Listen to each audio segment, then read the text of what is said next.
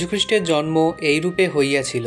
তাহার মাতা মরিয়ম যোসেফের প্রতি বাগদত্তা হইলে তাহাদের সহবাসের পূর্বে জানা গেল তাহার গর্ভ হইয়াছে পবিত্র আত্মা হইতে।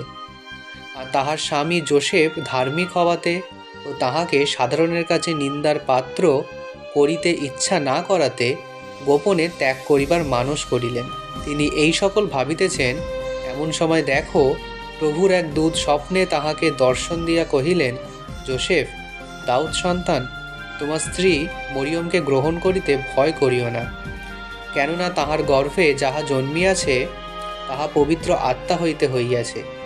আর তিনি পুত্র প্রসব করিবেন এবং তুমি তাহার নাম যীশু রাখিবে, কারণ তিনি আপন প্রজাদিগকে তাহাদের পাপ হইতে ত্রাণ করিবেন।